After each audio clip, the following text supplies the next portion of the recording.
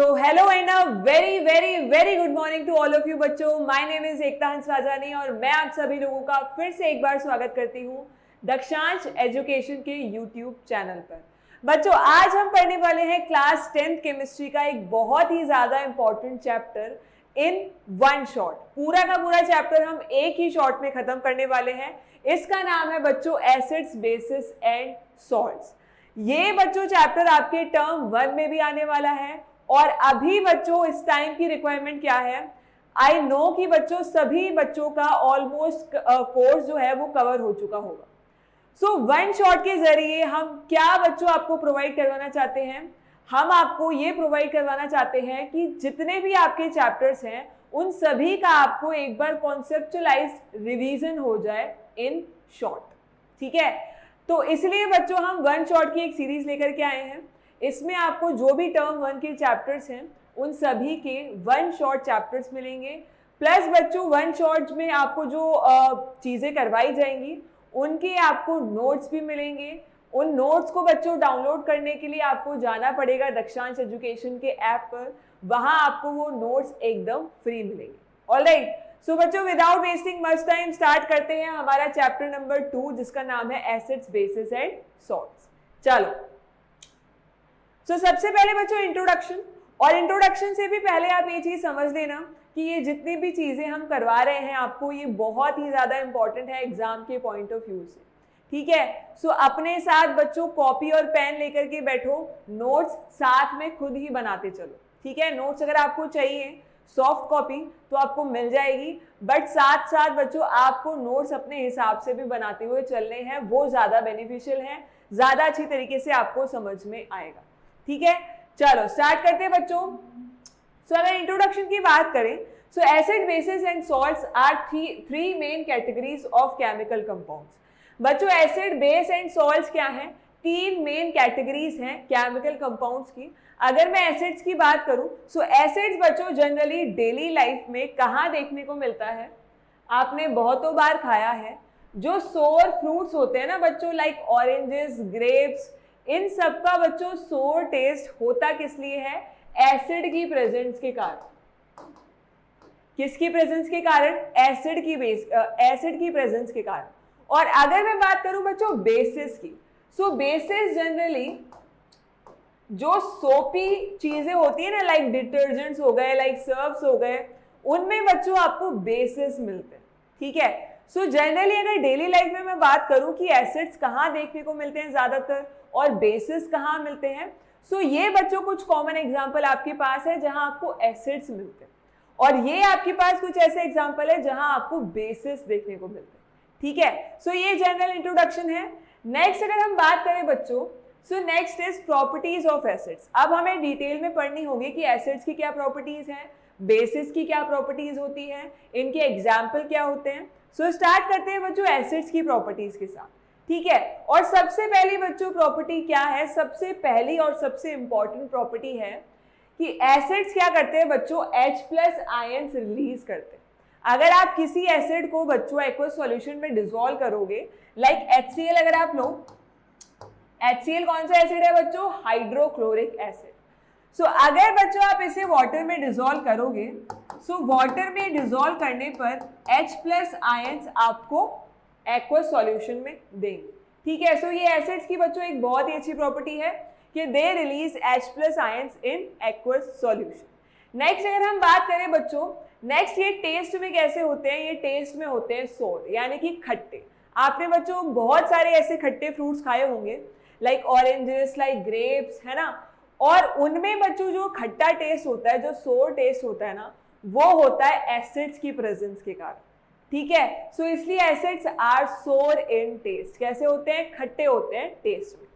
Next अगर हम बात करें बच्चों सो नेक्स्ट हमारे पास है convert blue litmus paper into red.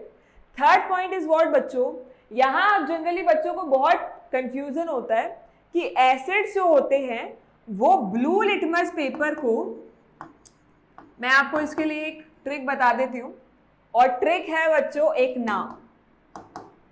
कौन सा नाम, एब्राम. ठीक है, कौन सा नाम, एब्राम. सो आपको बच्चों, कई बच्चों को मैंने ये चीज देखी है कि कंफ्यूजन हो जाता है. उन्हें ये याद नहीं रहता है कि एसिड ब्लू टू रेड जाते हैं या रेड टू ब्लू जाते हैं। सो बच्चों इसलिए आपको एक ट्रिक याद रखनी है जो कि आपको बहुत हेल्प करेगी, जिससे आप कभी भी नहीं भूलोगे कि एसिड जो होते हैं वो कौन से लिटमस पेपर का कलर कौन से में कन्वर्ट कर देते हैं। ऑलराइट, और वो ट्रिक क्या है बच्चों? एक नाम, कौन सा नाम? एब्रैम। आपको बच्चों क्या करना है, इस नाम में सीक्वेंस वाइज चलना है, लेटर वाइज चलना है। ए स्टैंड्स फॉर बच्चों एसिड्स, ए क्या बता रहा है? Acids. B stands for blue and R stands for red. बस दैट्स इट, आपको इतना ही याद रखना है। यानी कि बच्चों अब आपको लाइन से चलना है। एसिड जो होंगे वो क्या करेंगे? ब्लू टू रेड कन्वर्ट कर देंगे लिटमस पेपर का कलर। अब बच्चों आपको इस नाम के अकॉर्डिंग, अगर आप इस नाम के हिसाब से याद रख रहे हो तो आपको कहीं कंफ्यूजन नहीं आएगा। अभी अगर आप पढ़ोगे बेसिस की प्रॉपर्टीज, तो बेसिस क्या करते हैं? रेड लिटमस पेपर को ब्लू में कन्वर्ट कर देते हैं। तो यहां से कंफ्यूजन होना स्टार्ट होता है। बच्चे के पास अगर 1 मार्क में क्वेश्चन आ जाता है कि बताओ एसिड जो है वो कौन से लिटमस कलर का कौन से लिटमस पेपर का कलर कौन सा कन्वर्ट कर देते हैं, तो वहां बच्चा कंफ्यूज हो जाता है। ठीक है, सो कंफ्यूजन ना हो इसलिए मैंने आपको एक नाम याद करने के लिए दिया है, दैट इज एब्रैम। और इनका जस्ट अपोजिट क्या हो जाएंगे बच्चों? बेसिस हो जाएंगे। यानी कि अगर acid blue to red convert कर रहे हैं, यानी कि बेस किसको कन्वर्ट करेंगे बच्चों? रेड टू ब्लू कन्वर्ट करेंगे। ठीक है, सो इस हिसाब से बच्चों आपको याद रहना चाहिए। Next is what? They conduct electricity in solution form. अगर बच्चों आप किसी भी एसिड का सॉल्यूशन फॉर्म ले रहे हो, सॉल्यूशन फॉर्म का मतलब क्या हुआ कि आप उसको पानी में डिसॉल्व कर रहे हो, उसका एक्वस सॉल्यूशन बना रहे हो। ठीक है, सो होगा क्या बच्चों कि आपके पास एक्वस सॉल्यूशन में आयंस का फॉर्मेशन होगा। याद करो, हम पढ़ते हैं कि अगर आप किसी भी बच्चों आयनिक स्पीशीज को वाटर में डिसॉल्व करोगे तो वो अपने कॉन्स्टिट्यूएंट आयंस में डिवाइड हो जाती है। ठीक है, सो अगर मैं बात करूं, चलो HCl का एग्जांपल लेते हैं। HCl बच्चों डिवाइड हो जाएगा H plus and Cl minus. ठीक है, अब बच्चों ये जो आयंस है ना, ये क्या करेंगे? इलेक्ट्रिसिटी का कंडक्शन। पहले जब ये पूरा HCl की फॉर्म में था तब कोई आयंस नहीं थे इलेक्ट्रिसिटी को एक जगह से दूसरी जगह ले जाने के लिए, बट यहाँ एक्वस सॉल्यूशन में क्या फॉर्म हो चुके हैं? आयंस फॉर्म हो चुके हैं। सो दैट इज वाई बच्चों आपके पास आयंस जो होंगे वो क्या करेंगे? इलेक्ट्रिसिटी का कंडक्शन कर देंगे। और ये एक और प्रॉपर्टी है किसकी? एसिड्स की। ठीक है बच्चों, चलो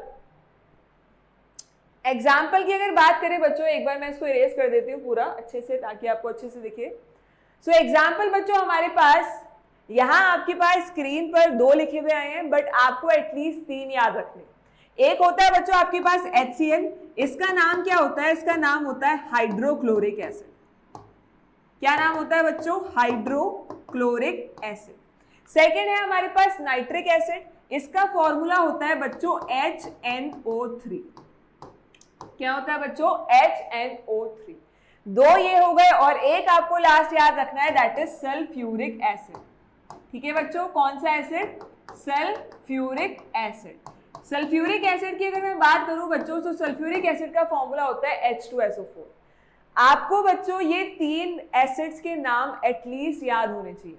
वैसे तो बहुत सारे एसिड्स होते हैं, बट एटलीस्ट बच्चों इन तीनों के नाम और इन तीनों के फॉर्मूलाज आपको याद होने चाहिए, ये बहुत ज्यादा इंपॉर्टेंट है। ओके चलो, सो ये थी बच्चों हमारे पास एसिड्स की प्रॉपर्टी। नेक्स्ट अगर हम बात करें तो इसी तरीके से हमें डिस्कस करनी है प्रॉपर्टीज ऑफ बेसिस। ठीक है बच्चों, जिस तरीके से हमने एसिड्स की प्रॉपर्टीज देखी उसी तरीके से हमको बेसिस की भी कुछ जनरल प्रॉपर्टीज डिस्कस करनी। ठीक है, सो फर्स्ट इज व्हाट बच्चों, अगर एसिड जो थे वो H प्लस आयंस रिलीज कर रहे थे, तो बेसिस क्या करते हैं बच्चों एक्वस सॉल्यूशन में? They release OH minus ions. ठीक है, क्या करते हैं बच्चों? ये OH माइनस आयंस रिलीज करते हैं, माइनस ऊपर आएगा। ठीक है, क्या करते हैं बच्चों? OH माइनस आयंस रिलीज करते हैं। For example sodium hydroxide NaOH, इसको अगर आप वाटर में डिसॉल्व करोगे तो ये क्या रिलीज करेगा? ये रिलीज करेगा बच्चों OH minus and Na plus.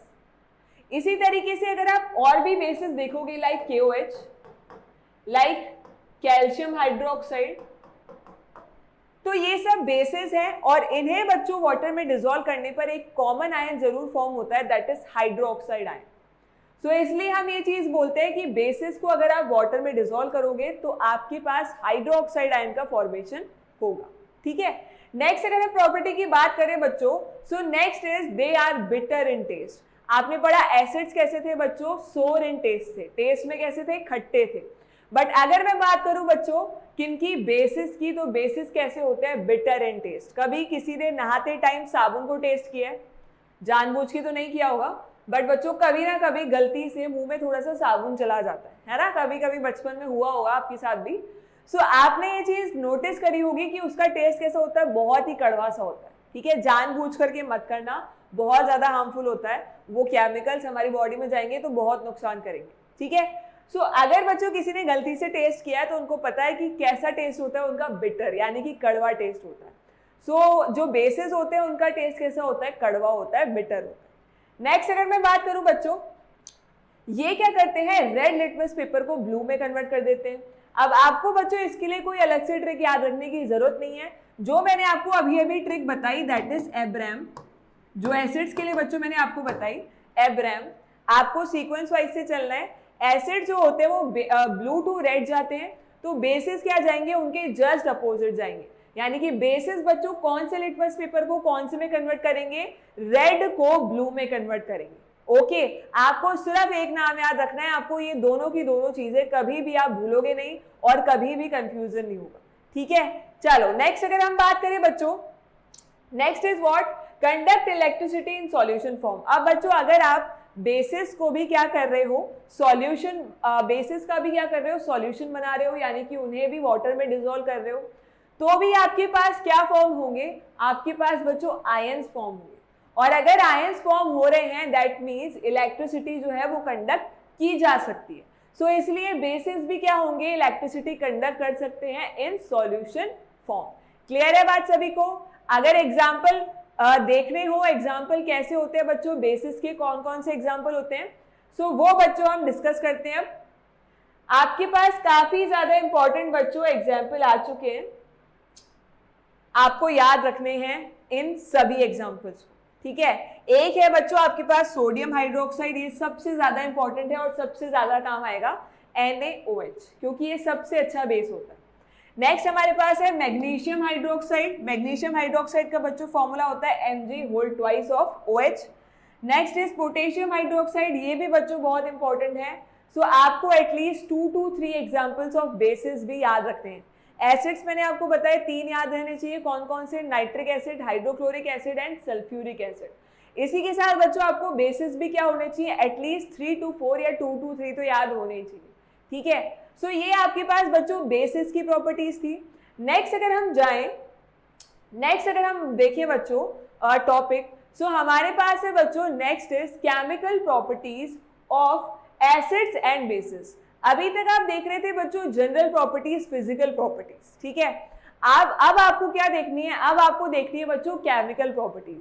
Chemical properties का मतलब क्या होता है कि जब acids and bases other chemicals के साथ रिएक्ट करेंगे तो वो क्या फॉर्म करेंगे।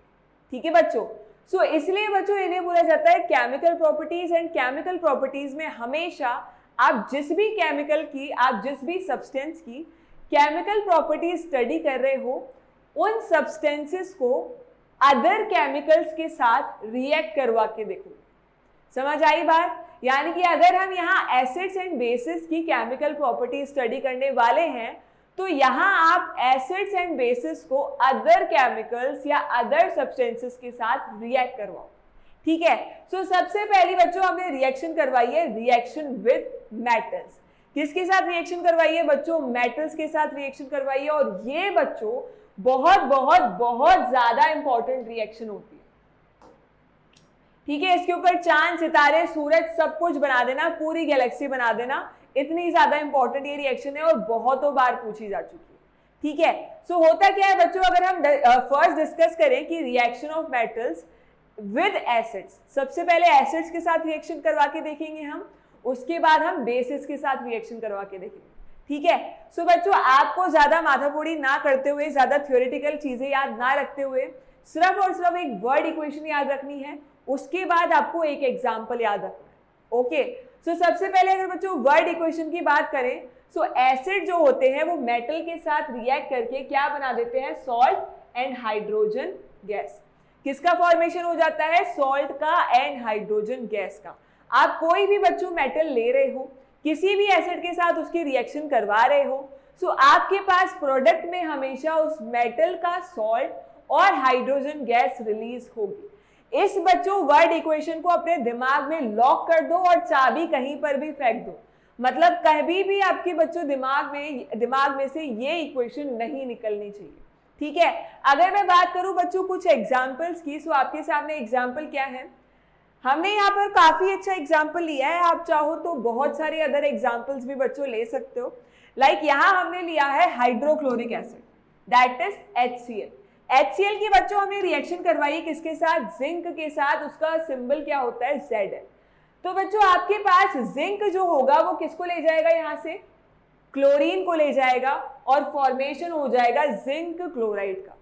साथ के साथ बच्चों आपके पास क्या रिमूव हो जाएगी, हाइड्रोजन गैस रिमूव हो जाएगी, ठीक है। सो आपके पास देखो हुआ क्या, वर्ड इक्वेशन से मैच करो, आपने लिया एसिड, साथ में आपने ली कोई मेटल और आपके पास फॉर्मेशन हो गया सॉल्ट का और एक हाइड्रोजन गैस का।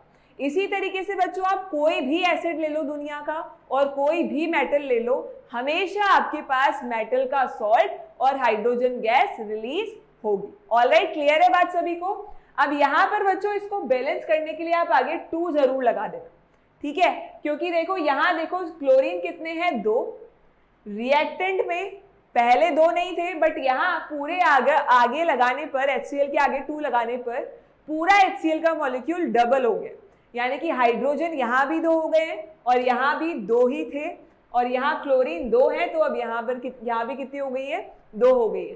सो आपको बच्चों बैलेंसिंग का ध्यान रखना है, इक्वेशन बैलेंस होनी चाहिए। ऑलराइट, चलो नेक्स्ट अगर हम बात करें बच्चों reaction of metals with basis, तो सबसे पहले बच्चों आपको ये चीज ध्यान रखनी है कि जो बेसिस होते हैं वो सारे के सारे बेसिस जो होते हैं वो मेटल के साथ रिएक्शन नहीं करते, ठीक है। सारी की सारी मेटल जो होती है वो बेसिस के साथ रिएक्शन नहीं करती है, सिर्फ कुछ ही आपके पास रिएक्शंस होंगी जो कि पॉसिबल है यहाँ। ऑलराइट, सो सबसे पहले बच्चों only few metals react with basis and form salt and hydrogen gases. मैंने आपको बताया बच्चों सारी मेटल्स जो होंगी वो रिएक्शन नहीं करेंगी बेसिस के साथ, there are only few metals which can react with bases. अब वो जो फ्यू मेटल्स हैं वो रिएक्शन करके बेसिस के साथ क्या फॉर्म करेंगी, तो बेटा आपके पास सेम चीज ही फॉर्म होगी, बेस जो होगा वो मेटल के साथ रिएक्शन करेगा और फॉर्मेशन हो जाएगा सॉल्ट का एंड हाइड्रोजन गैस का। क्लियर है बात, समझ में आ रही है। क्या होगा बच्चों, एसिड में भी ये रिएक्शन हुई और बेस में भी ये रिएक्शन हुई। डिफरेंस कहाँ है कि यहाँ सिर्फ और सिर्फ कुछ मेटल्स ही ऐसी होंगी जो कि बेसिस के साथ रिएक्शन करेंगी, अदरवाइज पूरी रिएक्शन एज इट इज है सेम टू सेम एसिड्स के जैसी, ठीक है। अगर यहाँ बच्चों हम एग्जाम्पल लें, सो एग्जाम्पल हमने यहाँ लिया है सोडियम हाइड्रोक्साइड का। मैंने आपको बोला था सोडियम हाइड्रोक्साइड बच्चों आपको बहुत जगह काम आने वाला है, सो आपको इसका फॉर्मूला अच्छी तरीके से याद होना चाहिए। सेकेंड हमारे पास है बच्चों जिंक, अगेन हमने जिंक ही लिया है, तो आपके पास प्रोडक्ट में क्या बन गया बच्चों, प्रोडक्ट में बन गया सोडियम जिंकेट। क्या बन गया, सोडियम जिंकेट। ये क्या होता है बच्चों, जिंक का एक सॉल्ट होता है, इसका फॉर्मूला क्या होता है, Na2ZnO2। क्या होता है याद करते हुए चलोगे, साथ के साथ कोई भी चीज आपको घर जाकर के एक्स्ट्रा एफर्ट्स नहीं डालने हैं। हमेशा बच्चों ये माइंड में रखो कि ये हमारा रिवीजन चल रहा है। वन शॉट का मतलब क्या है बच्चों की सारी चीजें आप पहले से पढ़कर आ चुके हो, जस्ट आपको रिवीजन के लिए एक बार चैप्टर को फटाफट से वन शॉट में कवर करना है, ठीक है। सो यहाँ पर बच्चों आपको ये चीज याद हो जानी चाहिए धीरे धीरे, अगर याद नहीं है तो, कि सोडियम जिंकेट का फॉर्मूला क्या होता है, Na2ZnO2 प्लस आपके पास क्या निकल जाएगी, हाइड्रोजन गैस साथ के साथ फॉर्म हो जाएगी, ठीक है। सो ये रिएक्शन बच्चों आपको याद रहनी चाहिए और ये एग्जाम्पल भी आपको याद रहना चाहिए। ऑलराइट, चलो सो नेक्स्ट इज व्हाट बच्चों, अब हमें टेस्ट करना है हाइड्रोजन गैस के लिए। हमने ये चीज ऑब्जर्व कर ली बच्चों कि आपके पास क्या हो रहा था, हम जैसे ही किसी भी मेटल की रिएक्शन एसिड के साथ या बेस के साथ करवा रहे हैं तो हाइड्रोजन गैस रिमूव हो रही है, बट हमें पता कैसे चलेगा कि वो गैस हाइड्रोजन ही है, क्योंकि बच्चों गैस का ना कोई कलर होता है most of the time. Mostly जो गैसेस होती हैं उनका कलर नहीं होता है। तो उनको बच्चों आप देख करके किस तरीके से पता लगा सकते हो, किस तरीके से कौन सा टेस्ट परफॉर्म कर सकते हो, जिससे हमें कंफर्म हो जाएगा कि हाँ ये गैस जो है वो कौन सी है, हाइड्रोजन गैस ही है। तो बच्चों आपको इसके लिए यहाँ एक एक्सपेरिमेंट परफॉर्म करना पड़ेगा, बहुत ही ज्यादा सिंपल सा और बहुत ही ज्यादा अच्छा एक्सपेरिमेंट है। चलो बच्चों देखते हैं क्या टेस्ट करना पड़ेगा। Hydrogen gas release can be tested by bringing burning candle near to gas bubble, it burst with pop up sound. बच्चों होगा क्या, अगर आप उस टेस्ट ट्यूब, मैं एक बार आपको पूरा डायग्राम दिखा देती हूँ, उसके बाद आपको ज्यादा क्लियर हो जाएगा, ठीक है। चलो सो ये रहा बच्चों आपके सामने इस पूरे टेस्ट को कैसे परफॉर्म करना है उसका डायग्राम। बच्चों ये आपके पास क्या है, इस टेस्ट ट्यूब में आपके पास वो रिएक्शन हो रही है। कौन सी रिएक्शन, एसिड की या बेसिस की, किसके साथ, मेटल्स के साथ। अब बच्चों हुआ क्या, मेटल्स के साथ रिएक्शन हो गई और ऊपर से ये देखो क्या निकलने लग गई, हाइड्रोजन गैस निकलने लग गई। अब बच्चों इस गैस की प्रेजेंस आप कैसे चेक कर सकते हो, अगर आप बर्निंग कैंडल, जलती हुई मोमबत्ती अगर आप टेस्ट ट्यूब के माउथ के पास लेकर के जाओगे तो बच्चों आपको एक पॉपअप साउंड सुनाई देगा, ठीक है। पॉपअप साउंड कैसा होता है बच्चों, ऐसे पॉप सा करते हुए, ऑलराइट। सो अगर बच्चों पॉपअप साउंड आपको सुनाई दिया, इसका मतलब हमें कंफर्म हो गया कि कौन सी गैस है, हाइड्रोजन गैस है, क्योंकि हाइड्रोजन गैस बच्चों पॉपअप साउंड के साथ बर्न होती है। ये इसका आइडेंटिफिकेशन का तरीका है। सो बच्चों हाइड्रोजन गैस के लिए आपको कैसे टेस्ट करना है ये आपको पता चल गया है। किस तरीके से मेटल्स की रिएक्शन होती है एसिड्स के साथ और बेसिस के साथ, वो भी हमें पता चल चुका है। अब बच्चों हम बढ़ते हैं हमारे नेक्स्ट टॉपिक पर, और नेक्स्ट है हमारे पास reaction with metal carbonates and metal hydrogen carbonate. So next जो बच्चों हमें रिएक्शन पढ़नी है that is reaction with metal carbonates and metal hydrogen carbonates. बच्चों इससे पहले आपको मतलब समझना होगा कि metal carbonates and metal hydrogen carbonates का मतलब क्या होता है, ठीक है। सो बच्चों बहुत ही ज्यादा सिंपल है। क्या होता है आपने देखा होगा, कार्बोनेट का फॉर्मूला अगर आपको कोई लिखने के लिए बोले तो आप झट से लिख दोगे CO3-2। ये होता है आपके पास कार्बोनेट का फॉर्मूला। अगर बच्चों आप कार्बोनेट की रिएक्शन किसी मेटल से करवाओ, like potassium, like sodium, like magnesium, तो बच्चों आपके पास रिजल्टेंट जो कंपाउंड बनेगा वो क्या हो जाएगा, मेटल कार्बोनेट। फॉर एग्जांपल अगर मैं सोडियम कार्बोनेट की बात करूं तो इसका बच्चों फॉर्मूला क्या हो जाएगा, Na2CO3। ओके, इसी तरीके से अगर पोटेशियम कार्बोनेट की बात करूं तो पोटेशियम कार्बोनेट का क्या फॉर्मूला होगा बच्चों, K2CO3। ऑलराइट, सो इन्हें हम बोलते हैं बच्चों metal carbonates. And metal hydrogen carbonates की बात करूं तो बच्चों आपको ये चीज ध्यान रखनी है कि हाइड्रोजन कार्बोनेट का फॉर्मूला क्या होता है, HCO3-। क्या फॉर्मूला होता है बच्चों, HCO3-। सो अगर बच्चों कोई मेटल किसके साथ रिएक्शन कर ले, हाइड्रोजन कार्बोनेट के साथ रिएक्शन कर ले, तो जो रिजल्टेंट कंपाउंड हमारे पास फॉर्म होगा उसे हम क्या बोलेंगे, metal hydrogen carbonate. So clear है बात सभी को, जब मेटल कार्बोनेट के साथ कंबाइन करेगा तो क्या बनेगा, मेटल कार्बोनेट, और जब मेटल हाइड्रोजन कार्बोनेट के साथ कंबाइन करेगा तो क्या बनेगा बच्चों, मेटल हाइड्रोजन कार्बोनेट, ठीक है। सो अब बच्चों हम देख लेते हैं कि metal carbonate and metal hydrogen carbonates के साथ रिएक्शन किस तरीके से होती है, एसिड्स की और बेसिस की, ठीक है। चलो डिस्कस करते हैं बच्चों। सबसे पहले हमें देखनी है एसिड्स के साथ रिएक्शन, और यहां भी बच्चों आपको एक वर्ड इक्वेशन अपने माइंड में रखनी है।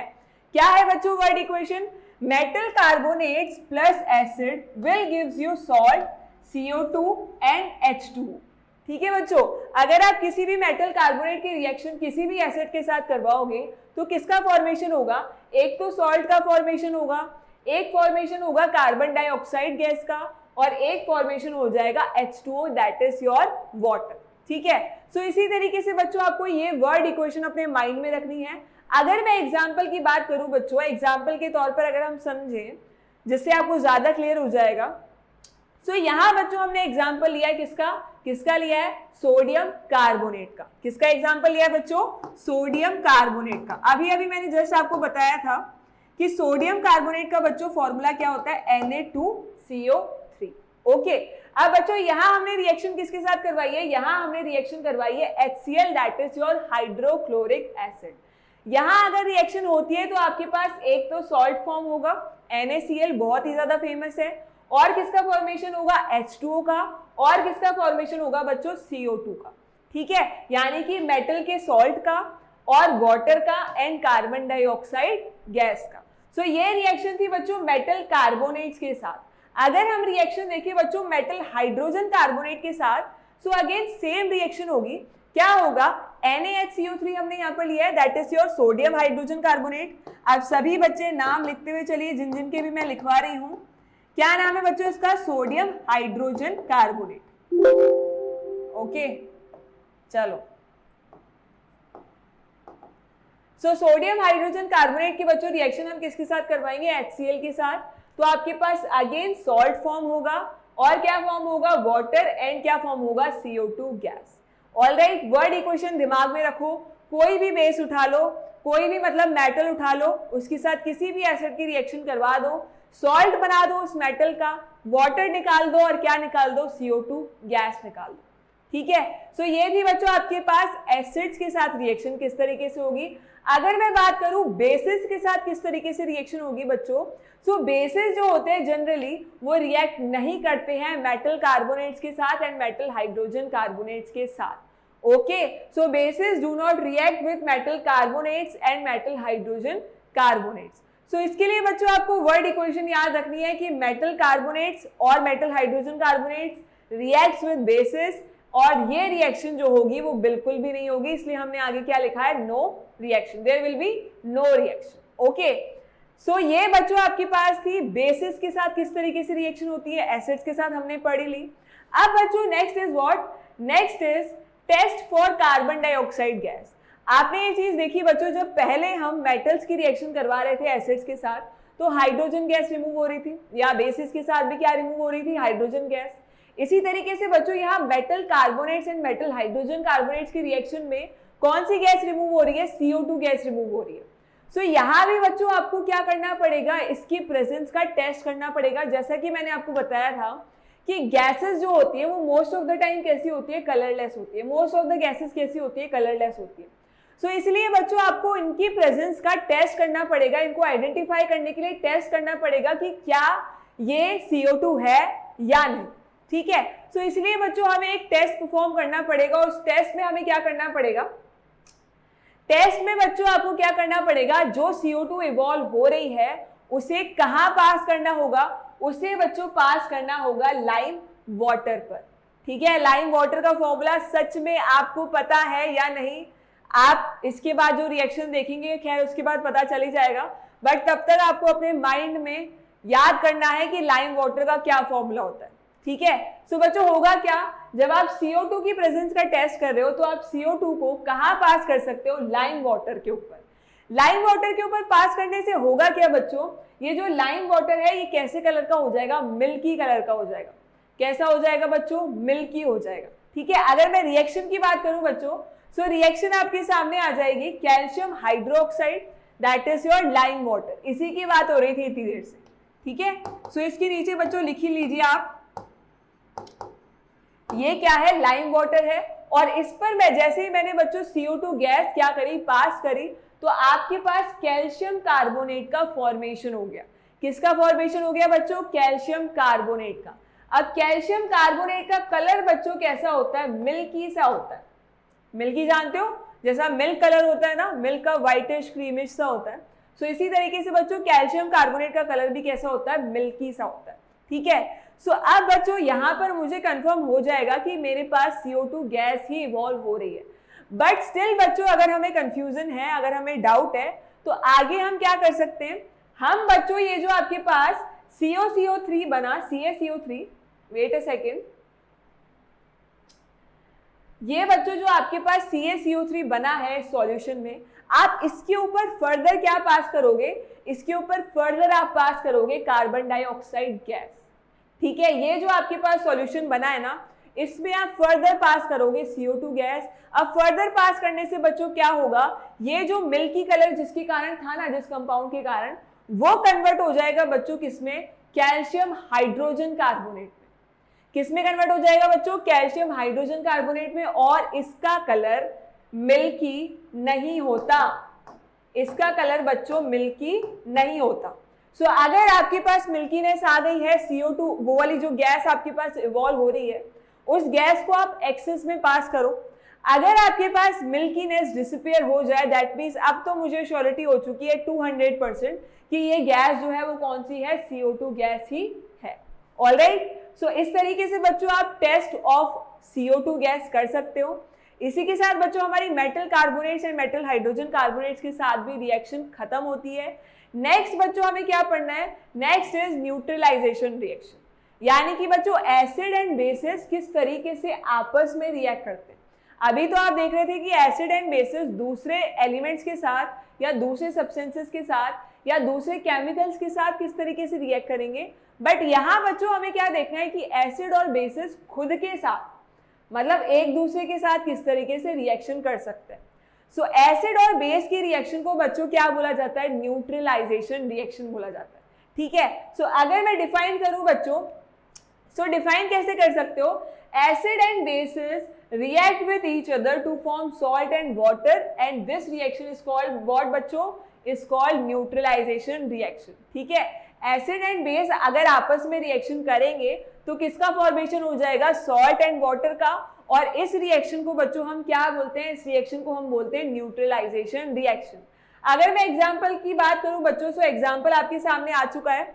एग्जांपल बच्चों हमने क्या लिया है, एक तो हमने लिया है hydrochloric acid that is your HCl, और इसकी रिएक्शन बच्चों हमने किसके साथ करवाई है, sodium hydroxide that is your NaOH। NaOH और HCl आपस में रिएक्शन अगर बच्चों करेंगे तो आपके पास एक तो फॉर्म होगा सॉल्ट और दूसरा क्या फॉर्म होगा, वाटर, यानी कि H2। अब बच्चों इसको न्यूट्रलाइजेशन रिएक्शन क्यों बोला जाता है, क्योंकि यहाँ आपके पास जो प्रोडक्ट फॉर्म हो रहा है ना NaCl, ये बच्चों ना तो एसिडिक होता है नेचर में, ना ये बेसिक होता है। ये कैसा होता है बच्चों, ये होता है न्यूट्रल इन नेचर। कैसा होता है, न्यूट्रल इन नेचर। इसलिए इस रिएक्शन को क्या बोला जाता है बच्चों, न्यूट्रलाइजेशन रिएक्शन। और ऐसा बच्चों तब होगा, कब होगा, जब आपके पास आपने एसिड और बेस दोनों ऑलमोस्ट इक्वल स्ट्रेंथ के लिए, ध्यान से समझते जाना, हमेशा आपके पास ये जो सॉल्ट होगा ये न्यूट्रल नहीं होगा। कभी कभी सॉल्ट का जो नेचर है वो एसिडिक भी हो सकता है, या हो सकता है कभी कभी सॉल्ट का नेचर बेसिक भी हो। सो इसलिए बच्चों आपको क्या करना है, आपको ये चीज याद रखनी है कि जब एसिड और बेस इक्वल स्ट्रेंथ वाले, या तो दोनों के दोनों स्ट्रॉन्ग या तो दोनों के दोनों वीक, आपस में कंबाइन करेंगे तब आपके पास न्यूट्रल सॉल्ट का फॉर्मेशन होगा।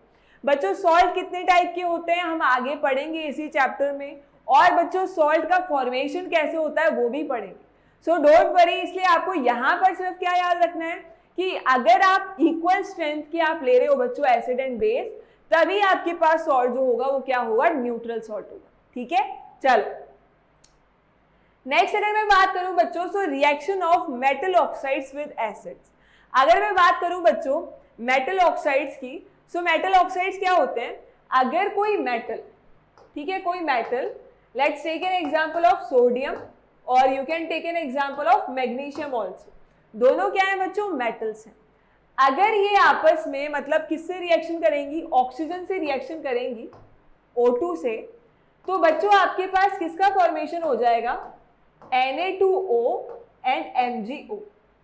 सो ये जो आपके पास रिजल्टेंट कंपाउंड बने हैं ना बच्चों, इन्हें हम क्या बोलते हैं, मेटालिक ऑक्साइड्स। सिंपल सी कहानी है, जब मेटल रिएक्शन करेंगी ऑक्सीजन के साथ तो क्या फॉर्मेशन होगा बच्चों, किसका फॉर्मेशन होगा, मेटालिक ऑक्साइड्स का फॉर्मेशन होगा। ठीक है, किसका फॉर्मेशन होगा, मेटालिक ऑक्साइड्स का। तो अब बच्चों ये मेटालिक ऑक्साइड जो होते हैं वो किस तरीके से रिएक्शन करते हैं एसिड्स के साथ, वो हमें पढ़ना है। ठीक है, सो अगेन बच्चों आपको क्या करना पड़ेगा, अगेन आपको सबसे पहले तो एक वर्ड इक्वेशन याद रखनी होगी। ओके, क्या याद रखनी होगी बच्चों, एक वर्ड इक्वेशन, और वर्ड इक्वेशन आपके सामने आ चुकी है। बच्चों हर रिएक्शन को थ्योरेटिकली याद करोगे तो वो पॉसिबल नहीं है, ना वो दिमाग में बैठेगी, इसलिए आप क्या करो, हर रिएक्शन को आप याद कर सकते हो वर्ड इक्वेशन के फॉर्म में। होगा क्या बच्चों, जब मेटालिक ऑक्साइड एसिड के साथ रिएक्शन करेंगे तो किसका फॉर्मेशन होगा, सॉल्ट का एंड वाटर का। किसका फॉर्मेशन होगा बच्चों, सॉल्ट का एंड वाटर का। अब जरा सा एक पीछे जाओ, आप थोड़ा सा पीछे जाओ। अभी हम क्या पढ़ रहे थे? अभी हम पढ़ रहे थे इससे पहले न्यूट्रलाइजेशन रिएक्शन, और न्यूट्रलाइजेशन रिएक्शन में बच्चों एसिड और बेस रिएक्शन करके क्या फॉर्म कर रहे थे? Salt and water he form कर रहे थे। अब बच्चों देखो, अगर एसिड जो है वो मेटालिक ऑक्साइड के साथ रिएक्शन करके भी क्या फॉर्म कर रहे हैं? सॉल्ट एंड वाटर, तो कहीं ना कहीं बच्चों मेटालिक ऑक्साइड का नेचर कैसा होता होगा? नेचर होता होगा बच्चों बेसिक। कैसा नेचर होता होगा? बेसिक।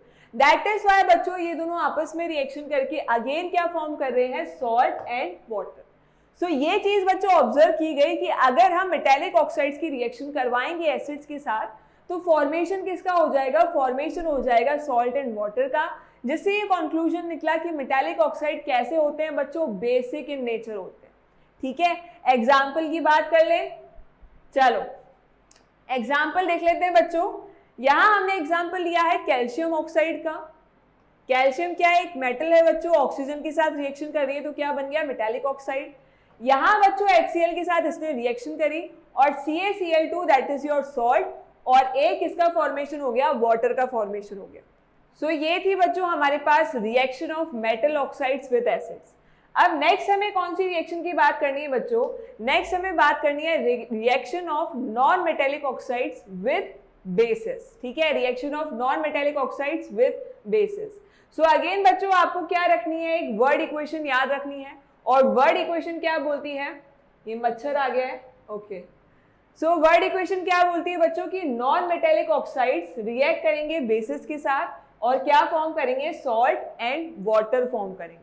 अगर मैं एग्जाम्पल की बात करूं बच्चों, सो आपके सामने एग्जाम्पल किसका आ चुका है? CO2 का। CO2 क्या है बच्चों? एक तरीके का नॉन मेटेलिक ऑक्साइड है। क्यों? क्योंकि कार्बन क्या है? एक नॉन मेटल है, उसने ऑक्सीजन के साथ रिएक्शन करा तो किसका फॉर्मेशन हो गया? कार्बन डाइऑक्साइड का, that is non metallic oxide. Reaction बच्चों कर रही है किसके साथ? कैल्शियम हाइड्रोक्साइड के साथ, जो एक बहुत ही अच्छा बेस है, और फॉर्मेशन किसका हो रहा है? CaCO3 and H2। CaCO3 बच्चों क्या है? सॉल्ट है, किसका? कैल्शियम का सॉल्ट है। तो अगर आप वर्ड इक्वेशन से मैच करो तो आपके पास प्रोडक्ट में क्या बनेगा? सॉल्ट प्लस वाटर ही बनेगा, जो कि यहाँ बन रहा है। ठीक है, नेक्स्ट इज व्हाट बच्चों, एक बात यहाँ ध्यान देने की है।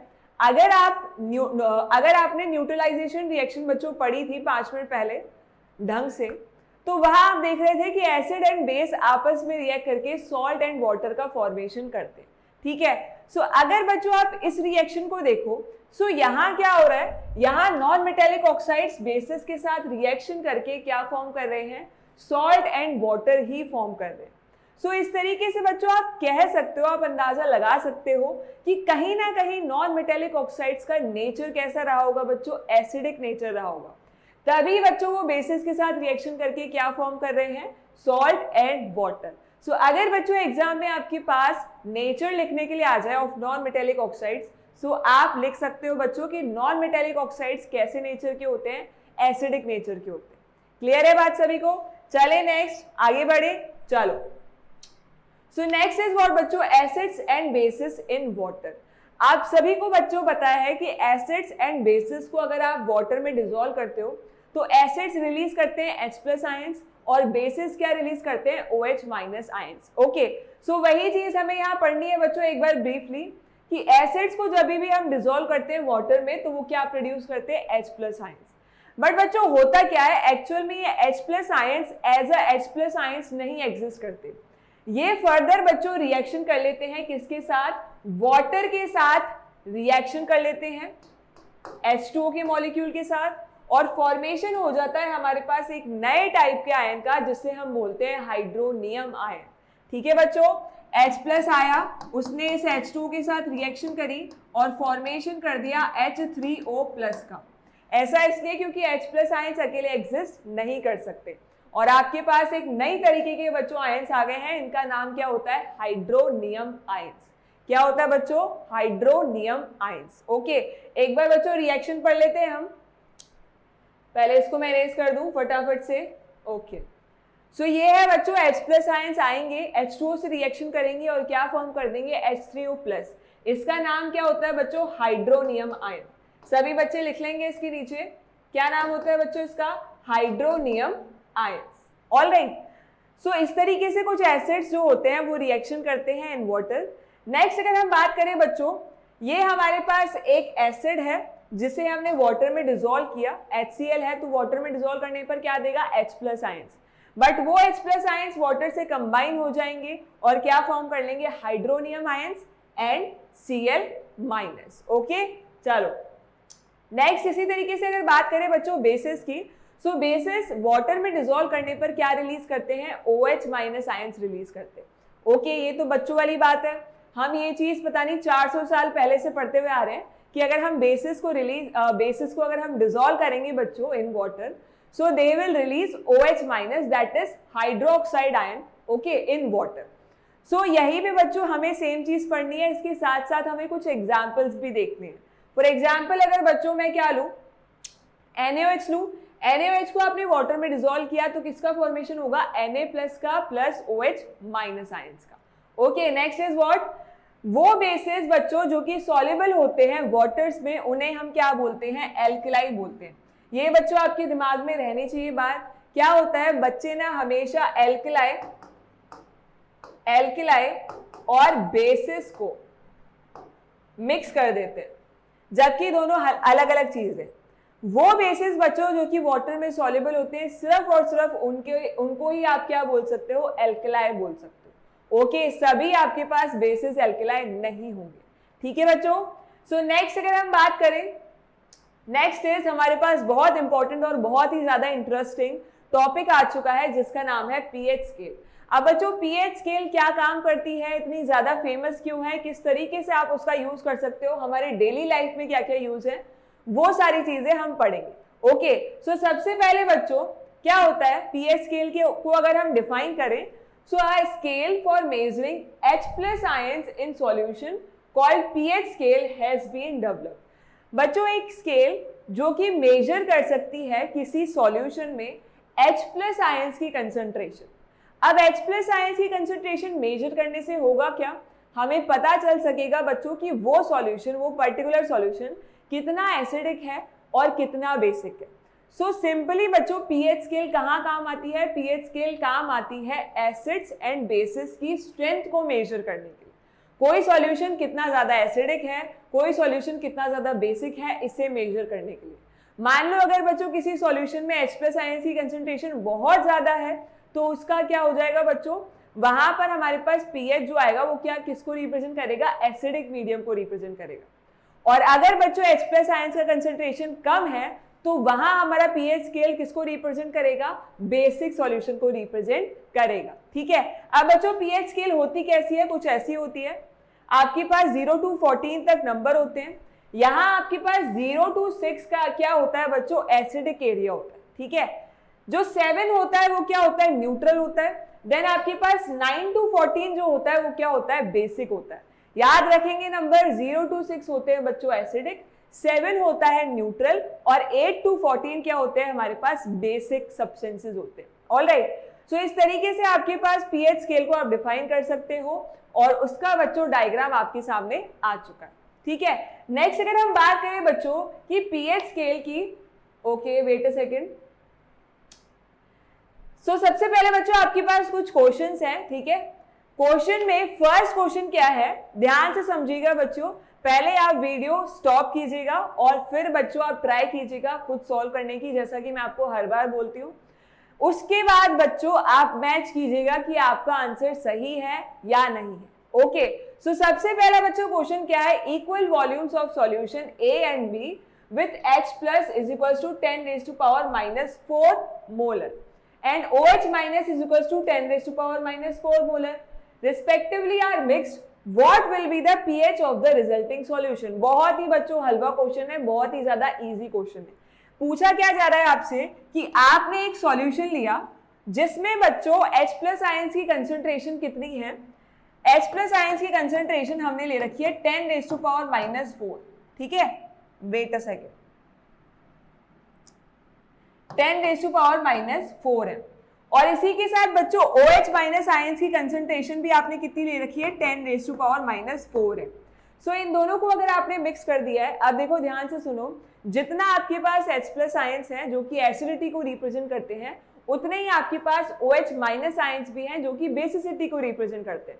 सो अगर बच्चों आप इक्वल स्ट्रेंथ के एसिड एंड बेस को आपस में कंबाइन कर दोगे, इक्वल अमाउंट में अगर आपस में मिला दोगे, तो वो आपके पास जो सॉल्यूशन बनेगा ना रिजल्टेंट, वो कैसा होगा बच्चों, ना तो एसिडिक ना बेसिक, न्यूट्रल रहेगा। ठीक है, ना तो एसिडिक ना बेसिक, कैसा रहेगा बच्चों, न्यूट्रल रहेगा। सो यहाँ आपके पास न्यूट्रलिटी के लिए बच्चों कितना पीएच होना चाहिए, 7 होना चाहिए।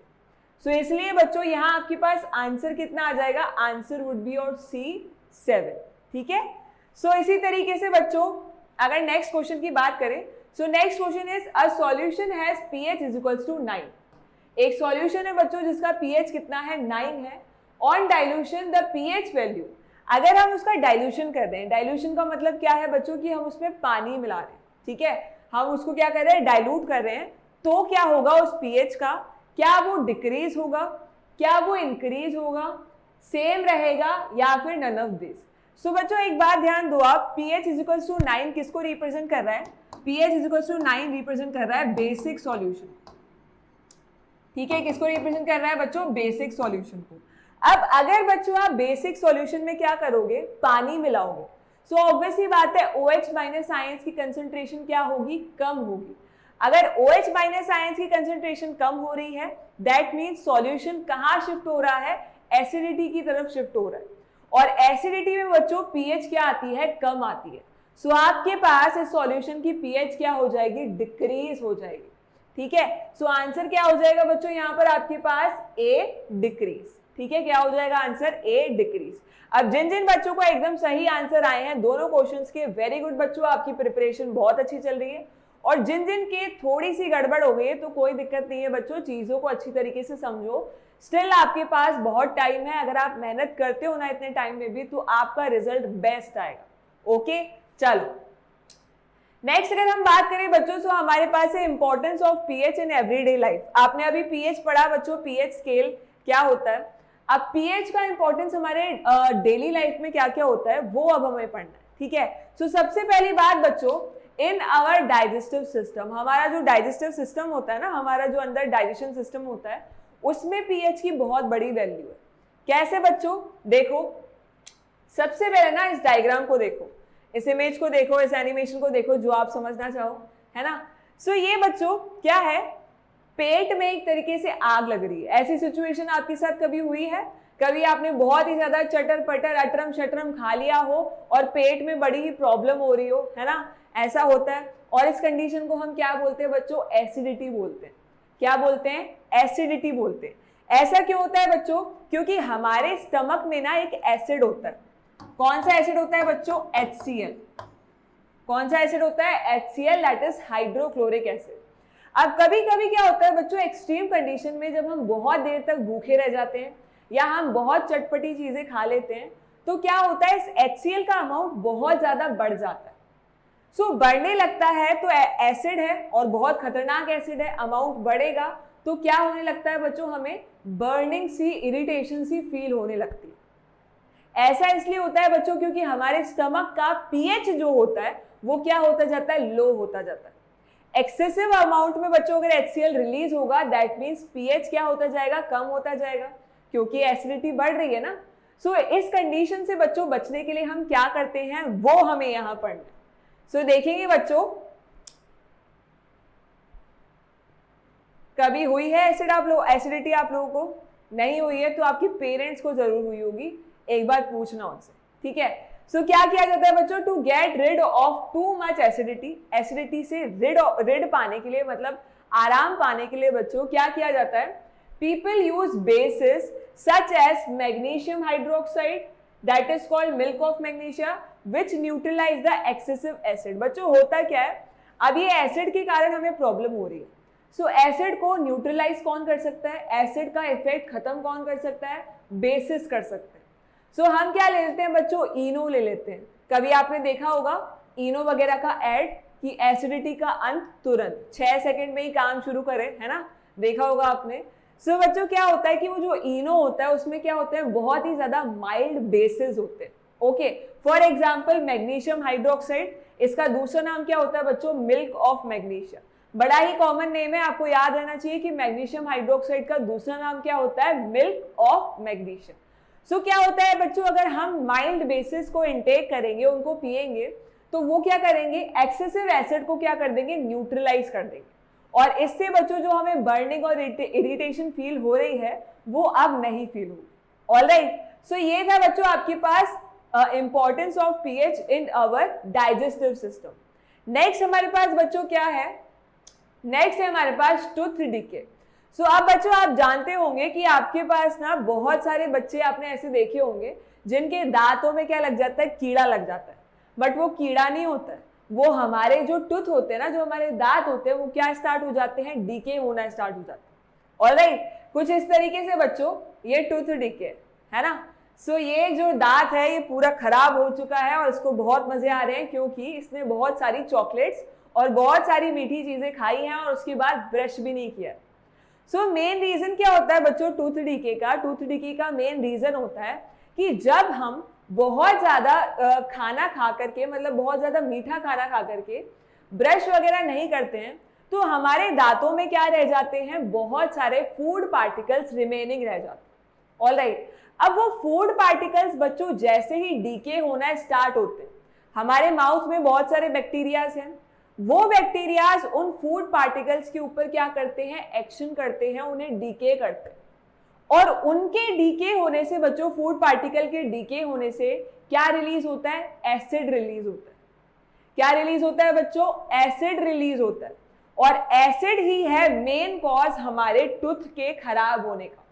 सो जिन भी बच्चों के दांतों में कीड़ा लगा है ना, जिन भी बच्चों के दांत खराब हो रहे हैं, उनका बच्चों दांतों का खराब होने का रीजन क्या है कि हम बहुत सी चीजें खा करके मुंह की सफाई नहीं करते हैं अच्छी तरीके से, ब्रश अच्छी तरीके से नहीं करते।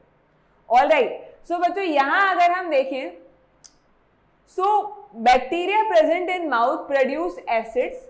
बैक्टीरिया जो होते हैं माउथ में वो क्या प्रोड्यूस करते हैं बच्चों, एसिड प्रोड्यूस करते हैं by degradation of sugar and food particles remaining in mouth. वो फूड पार्टिकल्स जो कि रह जाते हैं बच्चों माउथ में, उनके डिग्रेडेशन से क्या प्रोड्यूस होता है, एसिड प्रोड्यूस होता है। ऑलराइट, अब इससे होता क्या है बच्चों, एसिड प्रोड्यूस हो रहा है तो हमारे माउथ का पीएच जो होता है वो बहुत कम होता जाता है, और पीएच कम होने से बच्चों हमारा टूथ जो होता है, हमारे जो दांत होते हैं वो क्या स्टार्ट हो जाते हैं, गलना स्टार्ट हो जाते हैं, जिसे आप बोलते हो टूथ डीके।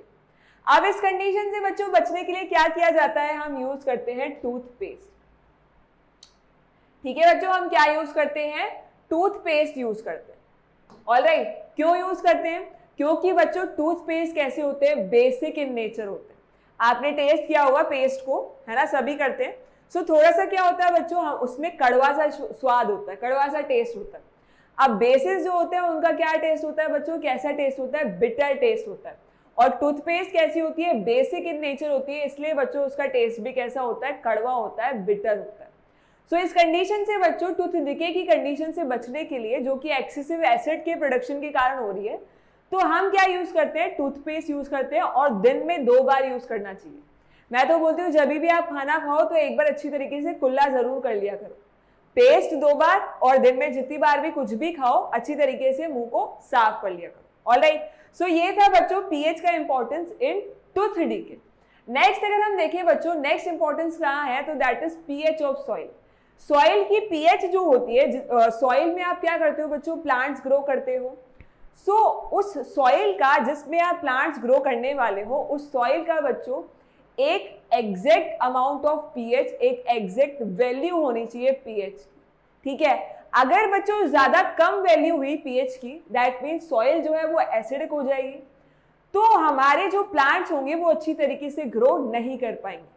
और इसी तरीके से बच्चों अगर पीएच ज्यादा बेसिक है ना, तो भी प्लांट्स अच्छी तरीके से ग्रो नहीं कर पाएंगे।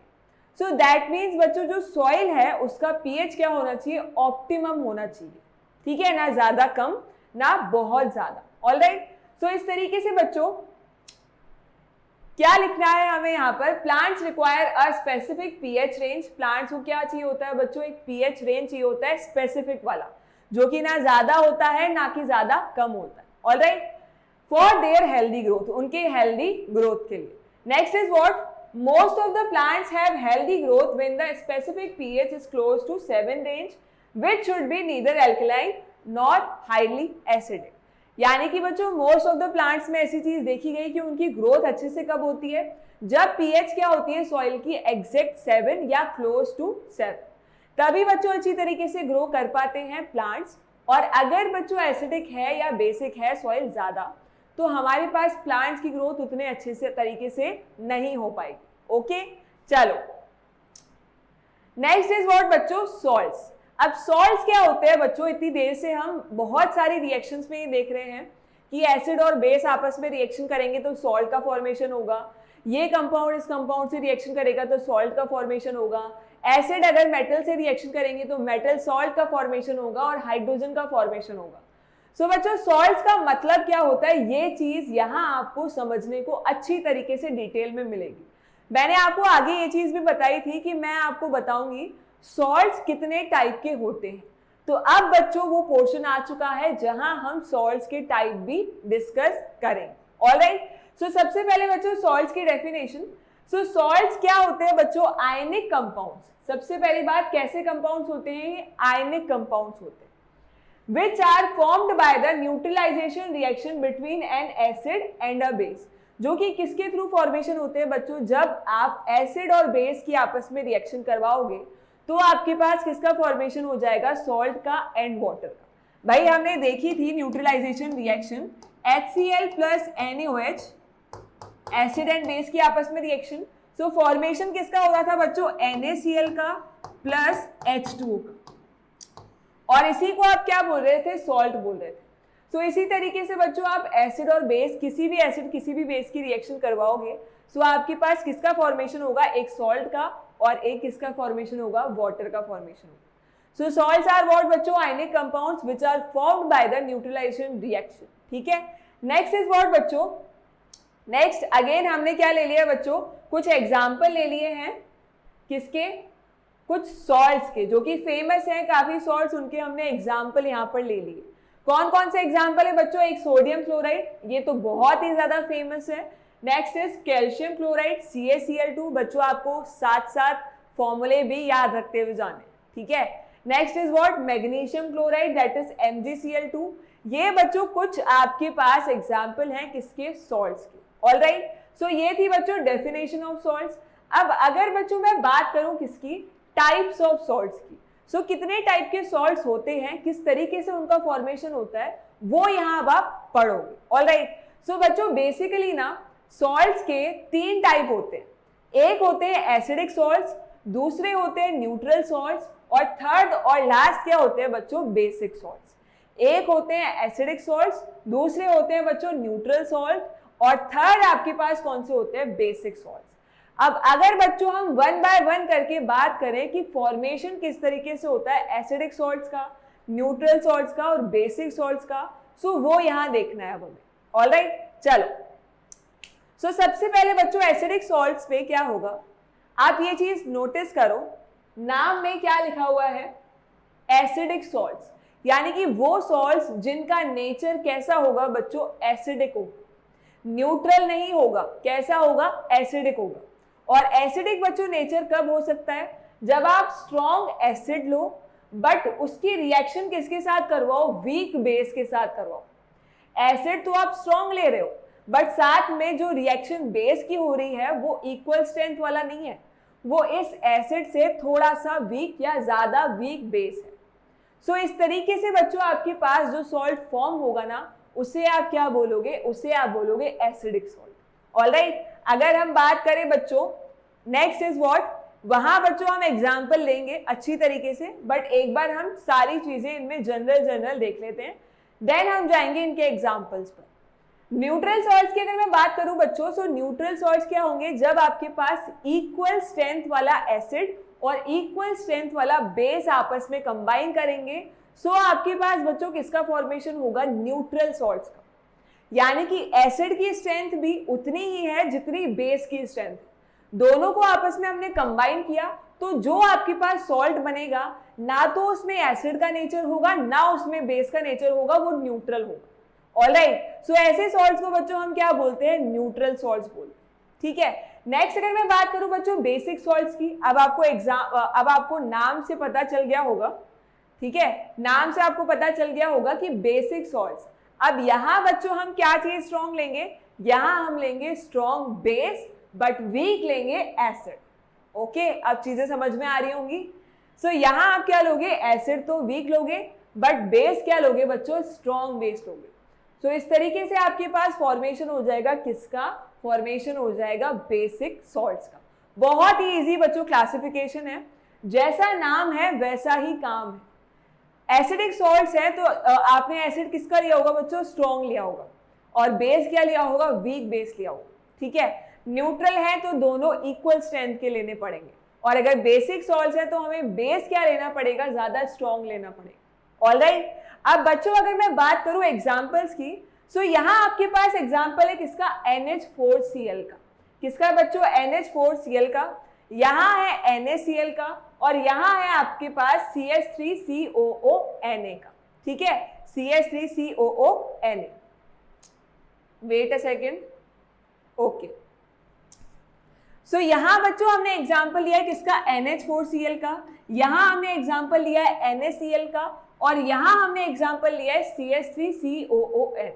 अब बच्चों देखो ध्यान से, ये जो सॉल्ट है ना, इसका फॉर्मेशन कैसे हुआ है, इसका फॉर्मेशन हुआ है एक तो NH4OH that is your ammonium hydroxide, जो कि एक बहुत ही ज्यादा वीक बेस होता है। क्या होता है बच्चों, वीक बेस। और बच्चों किसके एडिशन से हुआ है, HCl के एडिशन से। सो HCl बच्चों आपके पास बहुत स्ट्रॉन्ग एसिड होता है, और NH4OH जो होता है वो बहुत वीक बेस होता है। दोनों के फॉर्मेशन से मेरे पास बन गया NH4Cl, जो कि क्या होता है बच्चों, एक तरीके का एसिडिक सॉल्ट होता है। यहां अगर बात करें बच्चों NaCl की, ये एग्जांपल तो आप पिछले हजारों सालों से पढ़ते हुए आ रहे हो, आपकी जिंदगी निकल गई पढ़ते पढ़ते, और आगे भी शायद पढ़ते ही रहोगे। किससे बच्चों फॉर्मेशन होता है इसका, NaOH प्लस HCl से। अब NaOH भी बच्चों बहुत ही ज्यादा स्ट्रॉन्ग बेस है, और HCl भी क्या है, बहुत ही ज्यादा स्ट्रॉन्ग एसिड है। दोनों को बच्चों जब हमने मिलाया तो हमारे पास फॉर्मेशन किसका हो गया, NaCl का, जो कि एक न्यूट्रल सॉल्ट है। यहां अगर हम बात करें बच्चों CH3CONa की, इसका फॉर्मेशन हुआ है CH3COOH that is your acetic acid, और किसको मिलाने से, NaOH को मिलाने से। एसिडिक एसिड बच्चों एक बहुत ही ज्यादा वीक एसिड है, सोडियम हाइड्रोक्साइड एक बहुत ही ज्यादा स्ट्रॉन्ग बेस है। सो दोनों की फॉर्मेशन से, दोनों की कॉम्बिनेशन से जो सॉल्ट फॉर्म होगा वो कैसा होगा बच्चों, बेसिक सॉल्ट होगा, जिसकी प्रॉपर्टीज कैसी होंगी, बेसिस जैसी होंगी। ठीक है, सो ये आपके पास बच्चों क्लासिफिकेशन है किसका, सॉल्ट्स। सो ये थे बच्चों हमारे पास टाइप्स ऑफ सॉल्ट्स। अब नेक्स्ट हमें टॉपिक क्या पढ़ना है, नेक्स्ट टॉपिक इज व्हाट बच्चों, सम इंपॉर्टेंट केमिकल कंपाउंड्स। अब बच्चों कुछ केमिकल कंपाउंड्स इस बार आपके कोर्स में गिवन है, जो कि आपके लिए बहुत ज्यादा इंपॉर्टेंट होंगे, सिर्फ पढ़ाई के पर्पज से ही नहीं बल्कि बच्चों आपकी डेली लाइफ में भी ये आपको केमिकल कंपाउंड्स बहुत ज्यादा काम आने वाले हैं। ठीक है, सो आपको बच्चों इनको बहुत अच्छी तरीके से पढ़ना है। फॉर एग्जाम्पल मैं अगर बात करूं, सबसे पहला आपके पास कंपाउंड आने वाला है sodium chloride, that is your common salt. अब कॉमन सॉल्ट बच्चों आपने भर भर के यूज किया है जिंदगी में अपनी, अभी भी कर रहे हैं और आगे भी करते रहेंगे, बट क्या बच्चों आपने कभी उसके पीछे की केमिस्ट्री जानने की कोशिश करी? Answer is no. हमें क्या मतलब है केमिस्ट्री से? हमें कुछ मतलब नहीं है, हमें तो खाने से मतलब है ना। सो बच्चों क्या होगा, आज आपको उसके पीछे की केमिस्ट्री भी जानने को मिलेगी, और साथ साथ में बच्चों ऐसे ही कुछ इंपॉर्टेंट सॉल्ट्स और ऐसे ही बच्चों कुछ इंपॉर्टेंट केमिकल कंपाउंड्स के बारे में आपको जानने को मिलेगा। ऑलराइट, तो स्टार्ट करते हैं बच्चों। सबसे पहला हमारे पास कंपाउंड, जैसा कि मैंने आपको बताया, क्या है, सोडियम क्लोराइड, और इसका कॉमन नाम क्या होता है बच्चों, कॉमन सॉल्ट। ठीक है, इसका कॉमन नाम क्या होता है, बड़ा ही सुंदर प्यारा सा नाम है, कॉमन सॉल्ट।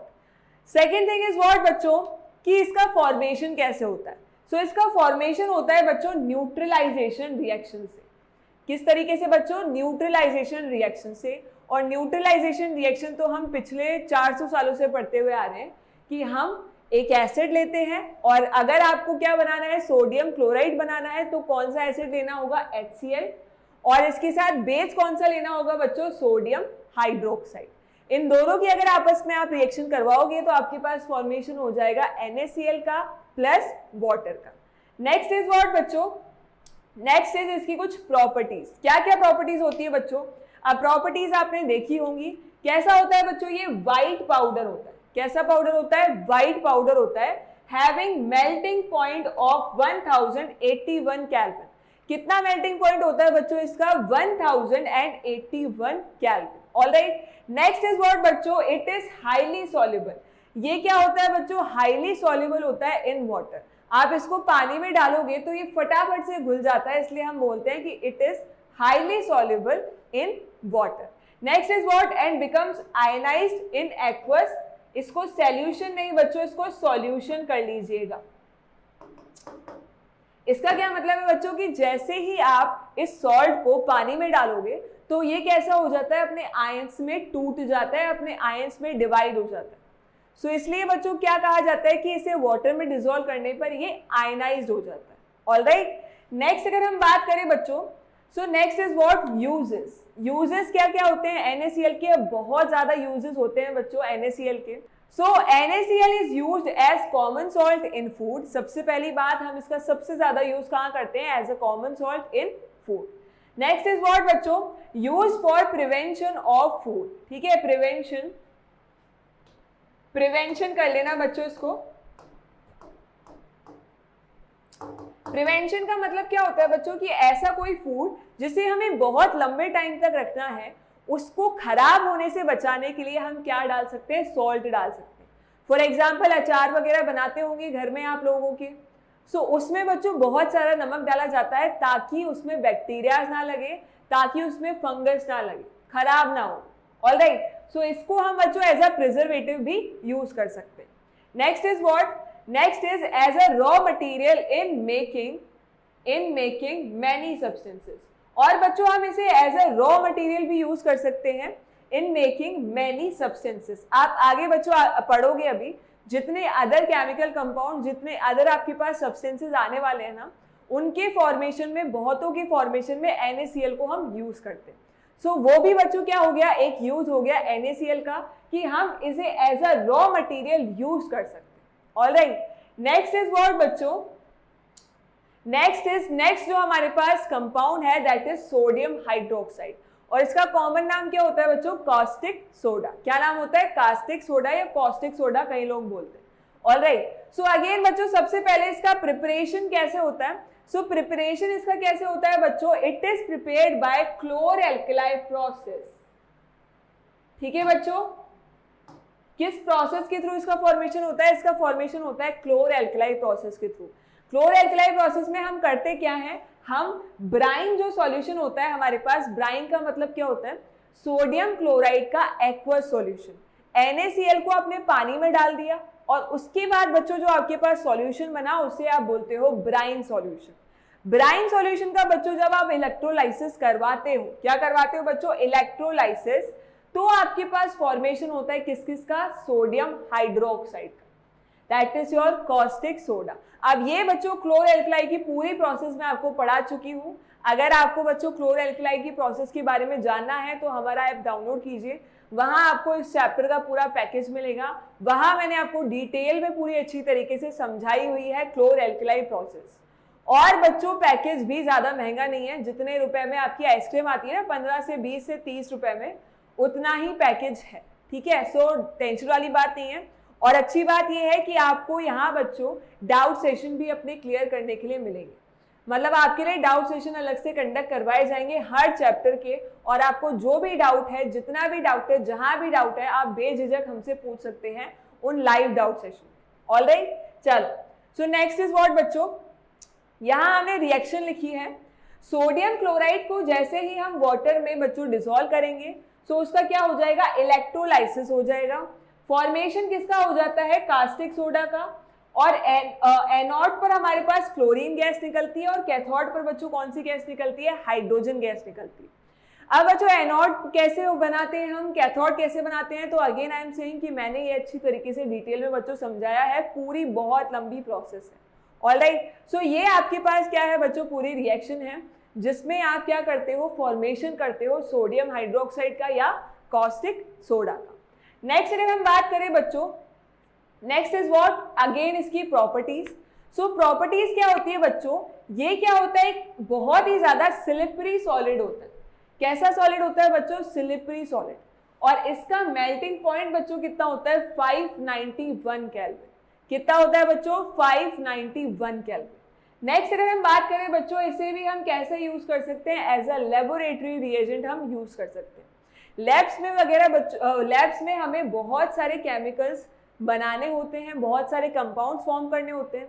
सो उसके लिए बच्चों हम कॉस्टिक सोडा या सोडियम हाइड्रोक्साइड का बहुत यूज करते हैं। ठीक है, सो इसलिए बच्चों ये एक इसका इंपॉर्टेंट यूज है, किसका, कॉस्टिक सोडा। ऑलराइट, चलो नेक्स्ट अगर बात करें हम बच्चों, सो नेक्स्ट हमारे पास है थर्ड कंपाउंड, ब्लीचिंग पाउडर। और ब्लीचिंग पाउडर बच्चों क्या होता है, ब्लीचिंग पाउडर का केमिकल नेम अगर मैं आपसे पूछूं तो केमिकल नेम क्या होता है, कैल्शियम ऑक्सीक्लोराइड। क्या होता है बच्चों, कैल्शियम ऑक्सीक्लोराइड। दिमाग में रहेगा सभी लोगों को, ब्लीचिंग पाउडर कॉमन नेम है और आपके पास केमिकल नेम क्या है, calcium oxychloride. Alright, calcium oxychloride. अगर बच्चों मैं फॉर्मूला लिखूं, सो फॉर्मूला क्या होता है, CaOCl2। आपको बच्चों ये सारी चीजें याद रहनी चाहिए कि किसी कंपाउंड का कॉमन नेम क्या है, उसका केमिकल नेम क्या है और उसका फॉर्मूला क्या है। सो फॉर्मूला बच्चों क्या है, CaOCl2। Ca stands for calcium, O stands for oxy and Cl2 बच्चों किसके लिए स्टैंड कर रहा है, क्लोराइड के लिए स्टैंड कर रहा है। सो यहाँ आपके पास common name, chemical name and chemical formula तीनों सॉल्व हो। ठीक है, नेक्स्ट अगर हम बात करें बच्चों, सो प्रिपरेशन हम इसका कैसे कर सकते हैं। और प्रिपरेशन में बच्चों आपको क्या याद रखनी है, एक रिएक्शन याद रखनी है। रिएक्शन में बच्चों हम क्या कर रहे हैं, इसका क्या नाम है, इसका नाम होता है कैल्शियम हाइड्रोक्साइड। आप सभी बड़े अच्छी तरीके से जानते हो इसको, इसका नाम क्या होता है बच्चों, कैल्शियम हाइड्रोक्साइड। और कैल्शियम हाइड्रोक्साइड पर जब आप क्लोरीन गैस डालोगे ना, तो आपके पास फॉर्मेशन हो जाएगा किसका, CaOCl2 का, और साथ में बच्चों आपके पास वाटर निकल जाएगा। वाटर बाय प्रोडक्ट है, लेकिन कैल्शियम ऑक्सीक्लोराइड हमारा क्या है, मेन प्रोडक्ट है। ठीक है, सो यहाँ पर फॉर्मेशन हो गया कैल्शियम ऑक्सीक्लोराइड का, that is your bleaching powder. Next अगर हम बात करें बच्चों यूजेस की, सो जैसा कि नाम है ब्लीचिंग, ब्लीचिंग का मतलब क्या होता है, ब्लीचिंग क्रीम वगैरह आपकी मदर्स यूज करती होंगी या बहनें यूज करती होंगी। सो वो क्या करते हैं बच्चों, ब्लीचिंग जो क्रीम होती है वो जो हमारे स्किन पर हेयर्स होते हैं बहुत ही पतले पतले, उनका कलर चेंज कर देती है। ठीक है, सो ब्लीचिंग का मतलब क्या होता है, डीकलराइज करना किसी भी चीज को। सो सिमिलरली अगर ब्लीचिंग पाउडर है तो ये भी क्या करेगा बच्चों, डीकलराइजेशन के काम आएगा। किसी भी सब्सटेंस का अगर आपको कलर चेंज करना है या उसको डीकलराइज करना है, सो हम क्या यूज करते हैं, ब्लीचिंग पाउडर यूज करते हैं। ओके, सो अगर बच्चों मैं बात करूं यूजेस में, सो सबसे पहला यूज क्या है, for bleaching cotton and linen in the textile industry. Textile industry में बच्चों कॉटन एंड लिनन को ब्लीच करने में हम यूज कर सकते हैं bleaching powder. Next is what बच्चों, for bleaching wood pulp. Wood pulp को ब्लीच करने के लिए भी कौन काम आ सकता है, ब्लीचिंग पाउडर काम आ सकता है। ठीक है, in paper factories and for bleaching clothes. So बच्चों कंक्लूजन इज व्हाट, ओवरऑल ये काम आएगा ब्लीचिंग के। ठीक है, ब्लीचिंग आप बहुत सारे सब्सटेंसेस की कर सकते हो by the help of bleaching powder. Next बच्चों इसका एक बहुत ही ज्यादा इंपॉर्टेंट होता है role, that is it can be used as an oxidising agent. इसका हम यूज कैसे कर सकते हैं बच्चों, ऑक्सीडाइजिंग एजेंट की तरह यूज कर सकते हैं। ऑक्सीडाइजिंग एजेंट का मतलब क्या होता है बच्चों, वो सारे सब्सटेंसेस जो किसी सामने वाले सब्सटेंस का, किसी सामने वाले केमिकल का क्या कर दे बच्चों, ऑक्सीडेशन कर दे। सो यहाँ बच्चों क्या होता है कि कैल्शियम ऑक्सीक्लोराइड बहुत अच्छा ऑक्सीडाइजिंग एजेंट होता है। सामने इसके अगर कोई अदर सब्सटेंस आएगा ना, तो ये अपने अंदर से ये ऑक्सीजन क्या कर देगा, सामने वाले को दे देगा। सो सामने वाले का इसने क्या कर दिया, बहुत ही अच्छी तरीके से ऑक्सीडेशन कर दिया और खुद का क्या हो गया, इसका बेचारे का रिडक्शन हो गया। इसलिए इसको क्या बोला जाता है, ऑक्सीडाइजिंग एजेंट बोला जाता है। ठीक है बच्चों, चलो नेक्स्ट इसका यूज है बच्चों फॉर डिसइंफेक्टिंग ड्रिंकिंग वाटर। एक और बच्चों इसका बहुत ही ज्यादा इंपॉर्टेंट यूज है कि हम यूज कर सकते हैं ब्लीचिंग पाउडर को ड्रिंकिंग वाटर को डिसइंफेक्ट करने के लिए। मान लो बच्चों कहीं ड्रिंकिंग वाटर में बहुत सारे जर्म्स हैं सो ड्रिंकिंग वाटर में अगर आपने ब्लीचिंग पाउडर डाल दिया, सो ये क्या कर सकता है, ये बच्चों उन जर्म्स को मार सकता है। दैट मीन्स ये किस तरीके से काम कर रहा है, डिसइंफेक्टिंग की तरह। ऑलराइट, नेक्स्ट अगर हम बात करें बच्चों, नेक्स्ट हमारे पास है कंपाउंड बेकिंग सोडा। अब ये पर्सनली मेरा फेवरेट है क्योंकि ये खाना बनाने के काम आता है, और खाना भी ऐसा वैसा नहीं, बहुत टेस्टी खाना बनाने के काम आता है। ठीक है, सो खाना किसको पसंद नहीं है, और अगर पढ़ाई में खाना आ जाए तो सोने पे सुहागा है। सो दैट इज वाई बच्चों ये मेरा फेवरेट कंपाउंड है, और आई एम श्योर कि आपका भी फेवरेट ये होने वाला है। ऑलराइट, सो याद रहेगा आप सभी लोगों को, नाम है सोडियम हाइड्रोजन कार्बोनेट और फॉर्मूला क्या है बच्चों, NaHCO3। ऑलराइट, नेक्स्ट अगर हम बात करें बच्चों इसके प्रिपरेशन मेथड की, सो प्रिपरेशन हम कैसे कर सकते हैं, it is prepared by using sodium chloride. अब जैसा कि मैंने आपको बताया था बच्चों कि सोडियम क्लोराइड का यूज आप बहुत सारे फर्दर जो केमिकल कंपाउंड्स हम पढ़ने वाले हैं उनके प्रिपरेशन में पढ़ोगे। सो आ गया बच्चों यहाँ पर सोडियम क्लोराइड का यूज, हम प्रिपेयर कर सकते हैं सोडियम क्लोराइड की मदद से, किसको बच्चों, बेकिंग सोडा को। और साथ ही साथ बच्चों आप कॉस्टिक सोडा को भी तो प्रिपेयर कर रहे थे NaCl के एक्वस सॉल्यूशन से, सो वहां भी बच्चों इसका बहुत ही अच्छा यूज है। ठीक है, सो अब बच्चों अगर हम बात करें कि प्रिपरेशन होता कैसे है, रिएक्शन क्या होगी, किस किस के बीच में रिएक्शन होगी, सो बच्चों आपको याद रखना है कि आप लोगे एक बीकर में पानी में मिलाओगे आप नमक, और बच्चों एनवायरनमेंट से आप क्या ले लोगे, कार्बन डाइऑक्साइड गैस और साथ साथ में अमोनिया। इन सारी चीजों को आपस में मिला दोगे तो आपके पास किसका फॉर्मेशन हो जाएगा, एक तो अमोनियम क्लोराइड का, और एक मेरे पास किसका फॉर्मेशन हो जाएगा बच्चों, बेकिंग सोडा का।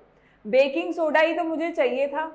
आपको याद क्या रखना है, हमने एक बीकर लिया, उसमें आपने पानी डाला, उसमें आपने नमक डाला, एनवायरनमेंट से कार्बन डाइऑक्साइड जाकर के उसमें रिएक्शन करेगी ही, प्लस बच्चों आपको और क्या लेना है, अमोनिया लेना है। सो आपके पास फॉर्मेशन किसका हो जाएगा, अमोनियम क्लोराइड का। बच्चों इसको क्लोराइड कर लीजिएगा प्लीज, क्लोराइड नहीं होगा बच्चों, ये क्या हो जाएगा, अमोनियम क्लोराइड। और साथ साथ में किसका फॉर्मेशन हो जाएगा, बेकिंग सोडा का फॉर्मेशन हो जाएगा, जो कि हमें चाहिए था। बेकिंग सोडा का बच्चों क्या फॉर्मूला होता है, NaHCO3, सभी को याद रहना चाहिए। Alright, so next is what बच्चों, next is on heating baking soda CO2 is released due to which food becomes fluffy। बच्चों हम क्या करते हैं, हम ये बात कर रहे हैं कि हम बेकिंग सोडा का यूज करते हैं in preparation of food. Alright, so किस तरीके से और क्यों यूज किया जाता है, क्योंकि बच्चों अगर आप बेकिंग सोडा को फूड में डालोगे और उसके बाद अगर आप फूड हीट करोगे, सो क्या रिलीज होगी बच्चों CO2। क्या रिलीज होगी, CO2 रिलीज होगी। अब CO2 बच्चों एक गैस है और जिसे निकलने के लिए रास्ता चाहिए। सो बच्चों वो क्या करेगी, निकलेगी बाहर, इवॉल्व होगी, और फूड जो हो जाएगा उसमें बड़े बड़े पोर्स हो जाएंगे due to evolution of CO2, जिससे हमारा फूड जो हो जाएगा वो कैसा बन जाएगा, फ्लफी बन जाएगा। फॉर एग्जाम्पल बच्चों आपने केक वगैरह खाया होगा, ढोकला वगैरह खाया होगा, वहां हम क्या यूज करते हैं, वहां हम बेकिंग सोडा का यूज करते हैं। और क्यों यूज करते हैं, क्योंकि CO2 इवॉल्व होती है वहां पर। रिएक्शन बच्चों क्या होती है, रिएक्शन देखते हैं चलो। सो रिएक्शन कुछ इस तरीके से होती है कि आपने बच्चों बेकिंग सोडा को हीट किया, आपके पास फॉर्मेशन हो जाएगा सोडियम कार्बोनेट का, साथ साथ में H2O का, और साथ साथ में बच्चों CO2 का। CO2 अगर इवॉल्व होगी तो हमारे पास जो फूड सब्सटेंसेस होंगे, जो फूड प्रोडक्ट होंगे, वो कैसे हो जाएंगे बच्चों, फ्लफी हो जाएंगे। ठीक है, सो ये मेन रीजन है हमारे फूड के फ्लफी होने का। ऑलराइट, चलो नेक्स्ट अगर हम बात करें बच्चों, सो नेक्स्ट हमारे पास कंपाउंड क्या है, वॉशिंग सोडा, जिसका नाम होता है बच्चों, केमिकल नेम होता है सोडियम कार्बोनेट। ऑलराइट, क्या नाम होता है बच्चों, सोडियम कार्बोनेट। अगर मैं बच्चों फॉर्मूला लिखूं, सो फॉर्मूला होता है Na2CO3 ठीक है बच्चों, Na2CO3 सोडियम कार्बोनेट और उसके साथ 10 वाटर के molecules as a crystallise form में अटैच रहते हैं। ठीक है, चलो नेक्स्ट अगर हम बात करें बच्चों, से इसका प्रिपरेशन मेथड देखते हैं। पहले प्रिपेयर कैसे किया जाता है बच्चों, बहुत ही ज्यादा सिंपल मेथड है प्रिपरेशन मेथड इसका। इससे ज्यादा सिंपल प्रिपरेशन मेथड बच्चों आपने किसी भी कंपाउंड का नहीं देखा होगा। सिर्फ और सिर्फ आपको क्या याद होना चाहिए, आपको याद होना चाहिए इसका फॉर्मूला, और आप क्या करोगे, सोडियम कार्बोनेट लोगे, 10 वाटर के मॉलिक्यूल लोगे, आपस में इनको एडिशन करवा दोगे, इनकी रिएक्शन करवा दोगे। सो फॉर्मेशन किसका हो जाएगा, फॉर्मेशन हो जाएगा बच्चों वॉशिंग सोडा का। ठीक है, किसका फॉर्मेशन हो जाएगा, वॉशिंग सोडा का। इसका फॉर्मूला होता है Na2CO3.10H2।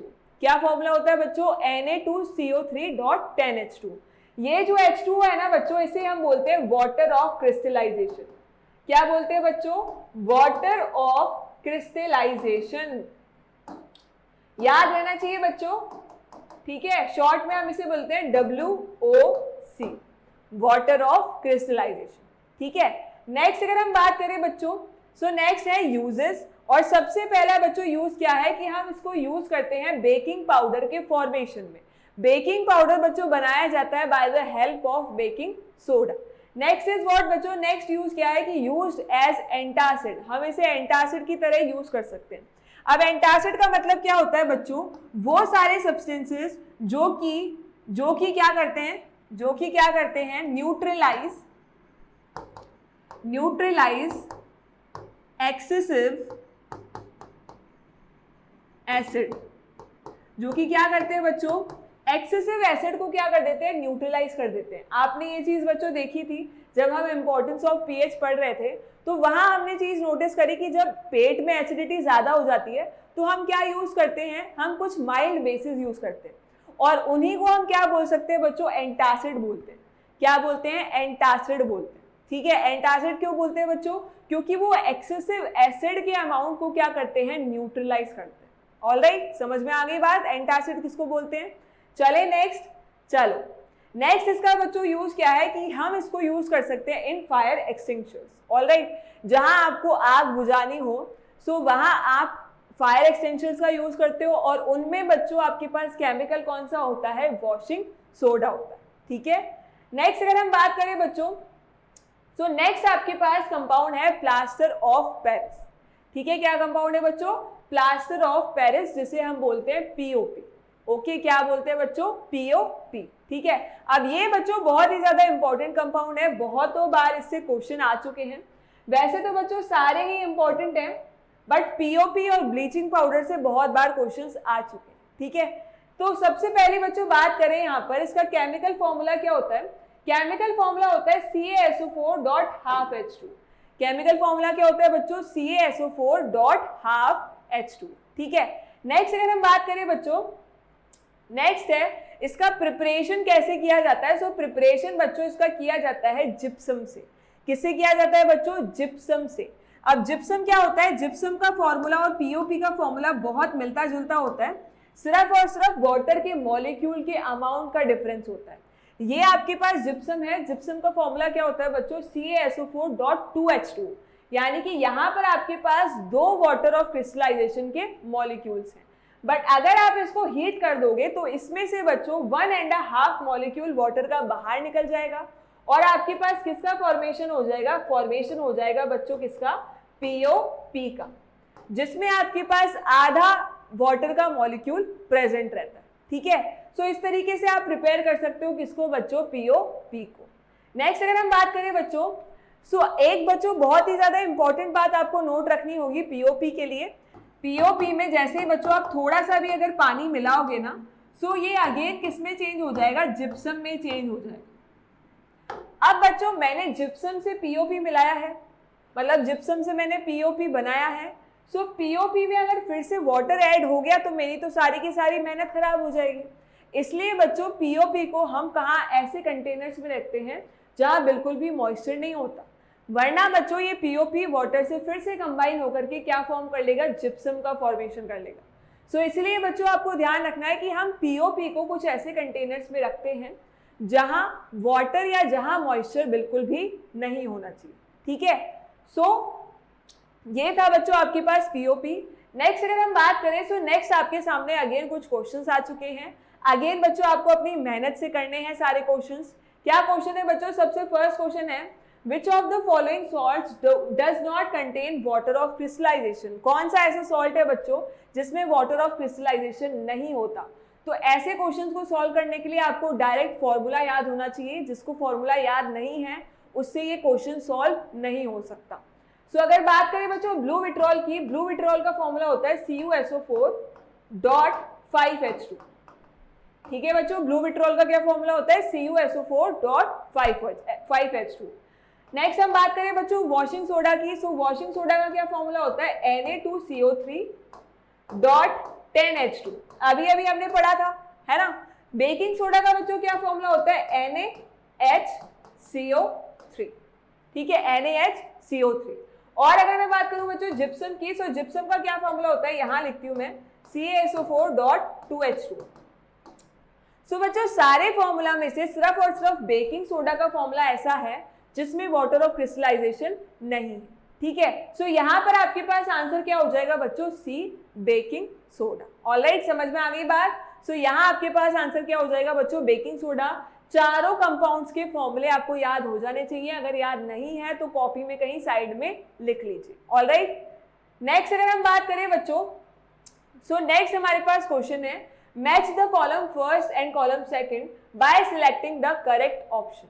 आपके पास दो कॉलम्स आ चुके हैं, आपको बच्चों बताना है कि कॉलम फर्स्ट में जो लिस्ट गिवन है वो कॉलम सेकंड के किस कंपाउंड से मैच खाती है।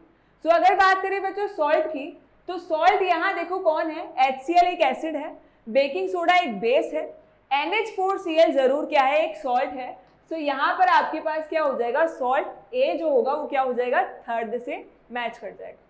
बेस की बात करें बच्चों तो बेस क्या है, बेकिंग सोडा है, और एसिड क्या है, HCl। बहुत ही ज्यादा इजी क्वेश्चन था, ठीक है। सो यहाँ आपके पास क्या आ जाएगा बच्चों, ये लिस्ट 1 और ये लिस्ट 2 के आंसर। नेक्स्ट अगर हम बात करें बच्चों, आपको मैंने ट्रिक बताई थी एब्राम करके, जिससे आपको कभी कंफ्यूजन नहीं होगा कि कौन से मतलब एसिड जो होते हैं वो किसको चेंज करते हैं, ब्लू टू रेड चेंज करते हैं, और बेसिस जो होते हैं वो रेड टू ब्लू चेंज करते हैं। सो आपसे क्वेश्चन क्या पूछा गया है कि कौन सा ऐसा कंपाउंड होगा जो कि रेड टू ब्लू जाएगा, यानी कि आपको बेस बताना है इन चारों में से, ठीक है। सो अगर देखिए बच्चों option number A, so lemon juice तो खट्टा होता है यानी कि ये एसिड है, सो ये नहीं होगा। नेक्स्ट इज कर्ड, कर्ड भी क्या होता है बच्चों, खट्टा होता है, इसलिए ये भी नहीं होगा। वॉशिंग सोडा बच्चों आपका आंसर हो जाएगा, क्योंकि आप जानते हो जितने भी डिटर्जेंट्स, जितने भी वॉशिंग सोडाज होते हैं उनका नेचर कैसा होता है, बेसिक होता है, और अगर बेसिक नेचर है तो वो क्या करेंगे बच्चों, रेड को ब्लू में कन्वर्ट कर देंगे। डी बच्चों आपके पास विनेगर भी गलत होगा, क्योंकि ये क्या होता है, एसिड ही होता है, ठीक है। सो यहाँ बच्चों आपके पास आंसर क्या आ जाएगा, वॉशिंग सोडा। सो इसी के साथ बच्चों आपका ये chapter in one shot complete होता है, ठीक है। मैं बच्चों आपसे बहुत ही ज्यादा जल्दी मिलूंगी नेक्स्ट चैप्टर के साथ। नेक्स्ट चैप्टर में हम पढ़ेंगे एक और, मैं आपके सामने अच्छा सा चैप्टर लेकर के आऊंगी वन शॉट में। और बच्चों ऐसे ही अच्छे से कंटेंट के लिए आप हमारे चैनल को सब्सक्राइब कीजिए। अगर बच्चों आपको इस चैप्टर के free study notes, free test चाहिए तो आप बच्चों दक्षांश एजुकेशन का ऐप डाउनलोड कर सकते हैं। वहां बच्चों आपको इस चैप्टर के नोट्स, क्लास नोट्स और बच्चों टेस्ट आपको एकदम फ्री ऑफ कॉस्ट मिलेंगे। ओके, सो बच्चों आपसे मैं बहुत जल्द मिलूंगी। Till then keep studying. Thank you so much.